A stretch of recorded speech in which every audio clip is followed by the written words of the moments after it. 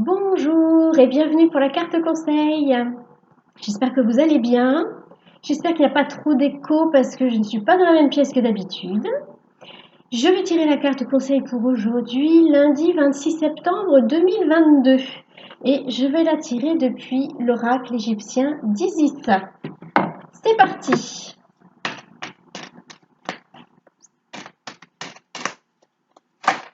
Oups, voilà, deux cartes.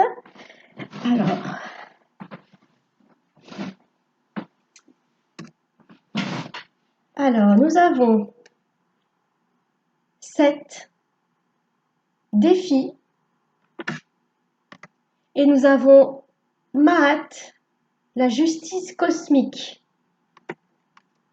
Alors, ça ressemble beaucoup aux cartes de l'autre fois. La justice cosmique par rapport à un défi. Alors, qu'est-ce qu'on est en train de nous dire? Je vois un arbre qui pousse au milieu du désert. Donc, vous voyez, on a planté une graine et la graine pousse malgré le sol aride, la sécheresse, la chaleur. Donc il y a une notion de, malgré toutes les difficultés, malgré tous les obstacles, on peut y arriver. Malgré tous les obstacles, on peut y arriver.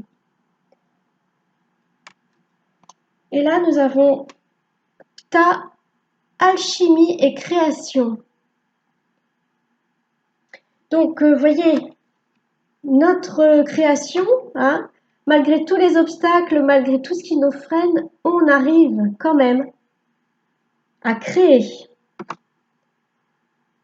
On est aidé, bien sûr, par nos guides de lumière, hein, on est aidé par le cosmos, par les énergies de notre soleil central, hein, les énergies de la source qui transitent dans le cosmos, qui transitent par nos guides et qui arrivent jusqu'à nous pour nous aider à créer notre réalité.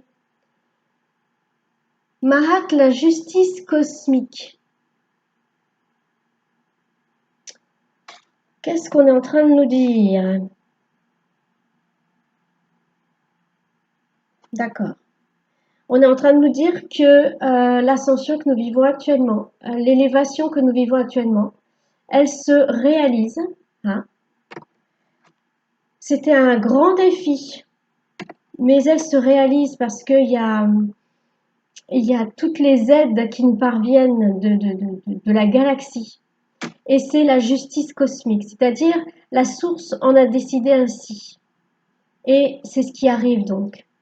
La source souhaite que les humains de la planète Terre s'élèvent, avancent, évoluent spirituellement, plutôt que de rester dans une densité, une dimension où l'élévation est difficile. La source a décidé que maintenant il fallait que ça change pour nous et qu'on puisse faire des grands pas de géants. C'était un gros défi parce que cette Terre en troisième dimension était aride, on va dire, en tant qu'amour inconditionnel. Hein. Il y a très peu par rapport aux autres planètes, par rapport aux autres dimensions, la planète Terre en troisième dimension manque cruellement d'amour. Donc c'était un gros défi que de faire pousser quelque chose faire pousser quelque chose tout simplement dans une Terre aride. Mais tout le cosmos